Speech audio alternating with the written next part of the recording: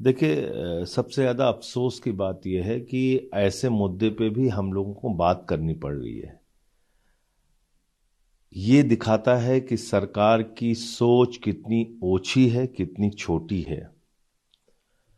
प्रधानमंत्री नरेंद्र मोदी जी से मैं पूछना चाहता हूं कि भारत के एक महान अर्थशास्त्री जिनकी पूरी दुनिया में कद्र है, भारत के प्रधानमंत्री के रूप में उन्होंने अपनी जिंदगी के 10 वर्ष इस देश को आगे बढ़ाने के लिए लगाए और सिख समाज से आने वाले भारत के एकमात्र प्रधानमंत्री हैं डॉक्टर मनमोहन सिंह जी। आपने इसके पहले सारे प्रधानमंत्रियों का अंतिम संस्कार देखा होगा, लगभग सारे प्रधानमंत्रियों का, जो देश के प्रधानमंत्री रहे हैं, पूर्व प्रधानमंत्री, उनका अंतिम संस्कार राजघाट परिसर में हुआ। तो आप राजघाट परिसर में डॉक्टर मनमोहन सिंह जी के अंतिम संस्कार की जगह देने के लिए तैयार नहीं है। ये भारतीय जनता पार्टी की सोच है।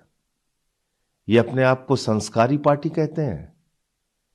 ये अपने आप को कहते हैं कि हम दुनिया के सबसे बड़ी पार्टी हैं। दुनिया की सबसे बड़ी लेकिन सबसे छोटी मानसिकता वाली पार्टी है ये। बहुत अफसोस है मुझे। और ये कहीं ना कहीं पूरे दुनिया में रहने वाला और भारत में रहने वाला एक एक व्यक्ति शर्मसार है कि मोदी सरकार ये क्या कर रही है। देश के प्रधानमंत्री रह चुके एक व्यक्ति को आप अंतिम संस्कार के लिए राजघाट परिसर में जगह देने को तैयार नहीं है। एक पूर्व प्रधानमंत्री का नाम बताइए जिसका निगमबोध घाट में अंतिम संस्कार हुआ हो। वाजपेयी जी हो या किसी का भी नाम आप ले लीजिए, राजीव जी हो, इंदिरा जी हो, किसी का नाम ले लीजिए आप। कांग्रेस पार्टी ने सवाल खड़े करे कि जब नरेंद्र मोदी प्रधानमंत्री थे, अटल बिहारी वाजपेयी की जब अंत्येष्टि हुई तब उनके लिए एक जगह आवंटित की गई थी और ऐसा भेदभाव किया जा रहा है। तो मैं वही तो आपसे कह रहा हूं कि ये भेदभाव क्यों किया जा रहा है। ये दिखाता है कि दुनिया की सबसे बड़ी पार्टी सबसे छोटी मानसिकता वाली और छोटे दिल वाली पार्टी है।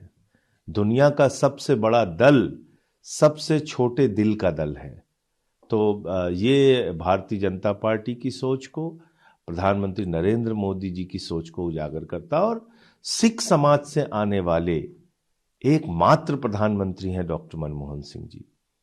पंजाब में रहने वाले लोग या दुनिया में रहने वाले सिख समाज के जो भी लोग हैं, वो आज अपने आप को कितना अपमानित महसूस कर रहे होंगे। इस देश के 144 करोड़ लोग जो हमारी लोकतांत्रिक व्यवस्था में आस्था रखते हैं, जो डॉक्टर मनमोहन सिंह जी के किए गए कार्यों की सराहना करते हैं, उनको कितनी तकलीफ होगी इस बात से।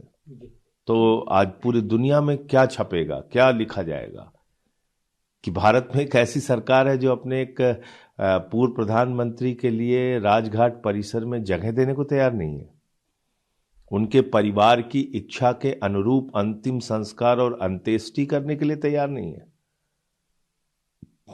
तो ये बहुत दुर्भाग्यपूर्ण है। अभी दिल्ली चुनाव को लेकर भी सरगर्मियां बढ़ रही है। खबर है कि प्रधानमंत्री नरेंद्र मोदी आधिकारिक रूप से अभी खबर है कि वो रैली करेंगे दिल्ली में बीजेपी के प्रचार के लिए। चुनाव है, चुनाव में तो रैली सभा सबको करना ही चाहिए, करने दीजिए। आयुष्मान भारत योजना को लेकर लगातार सवाल खड़े हो रहे थे। कल दिल्ली हाईकोर्ट में भी ये मामला था।